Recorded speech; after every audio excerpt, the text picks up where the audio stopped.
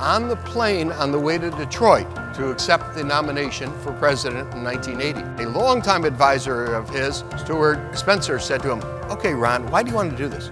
Why do you want to be president?" Reagan said, "To end the Cold War." Ken Adelman worked on the front lines of Cold War politics in the pivotal years leading up to the fall of the Soviet Union. A gifted storyteller, a powerful speaker, and an experienced leader, Adelman was present as an advisor to President Ronald Reagan during 3 superpower summits with Mikhail Gorbachev. I noticed something that was the most searing memory I have of Reykjavik. Behind each of them was an Army officer in full garb holding a briefcase. In that briefcase was the nuclear codes to blow up the other country. And for that weekend, 10.5 hours when they were in the Hofty House, these 2 officers stood a few yards apart from each other, kind of looking at each other, looking away, holding their briefcases. His gripping and often hilarious account of the Reykjavik summit is captured in a new book, Reagan at Reykjavik, 48 Hours That Ended the Cold War, soon to be a feature film starring Michael Douglas as Ronald Reagan. As the great architect Burnham said, "Make no small plans.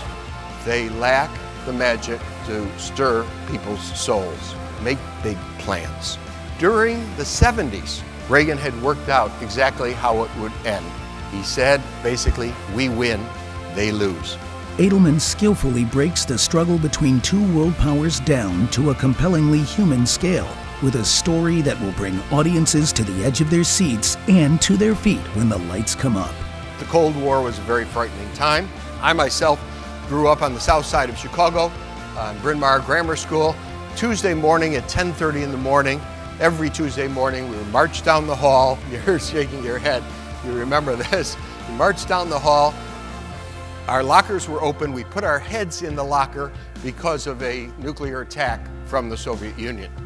I remember asking Miss Mulroy, the principal then, how do we know the nuclear attack's going to be Tuesday morning at 10:30 Chicago time?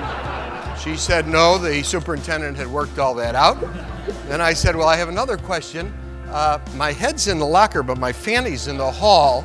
Won't that fry? And she says, no, we've worked that out. And stop asking questions, by the way.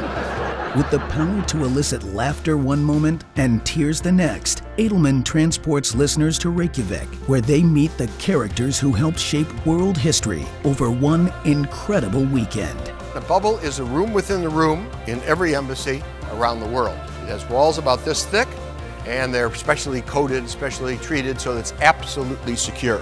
The bubble in Reykjavik was the smallest bubble ever made, which was for 8 people. We were crammed in, shoulder to shoulder, knee to knee. The big vault on the outside of the bubble was closed. We were there and Schultz was telling us what had happened with Reagan in the morning. All of a sudden, the vault opens up. A big Secret Service guy calls out the President of the United States. Now we have a problem because there are 8 seats and there are 9 of us. If I am to stay here, I better do something real quick.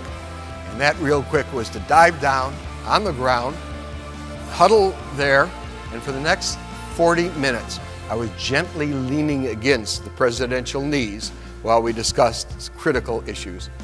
Adelman has the storyteller's gift of educating while he entertains, leaving audiences enthralled while delivering real take-home lessons in leadership from this historic event. The plane landed at Washington National Airport. Unannounced and unanticipated, Mikhail Gorbachev gets off the plane. He goes straight to the Capitol where the body is lying in state. He stands outside the area that is the roped-off area. He's recognized, he's called up there, and he goes next to the honor guard. And he gives a pat on the coffin, and then he waves his hand up and down the stripes of the flag on the coffin of the 40th President of the United States. And during that time, he must have thought about the amazing things that happened between the 2 of them.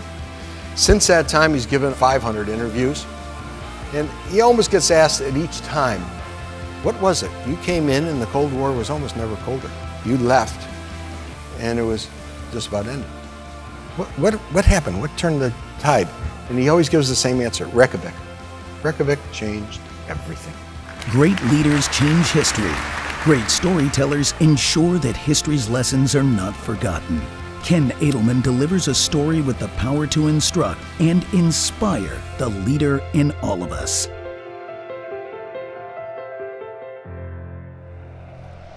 It's a human vision, legacy we want to leave behind us.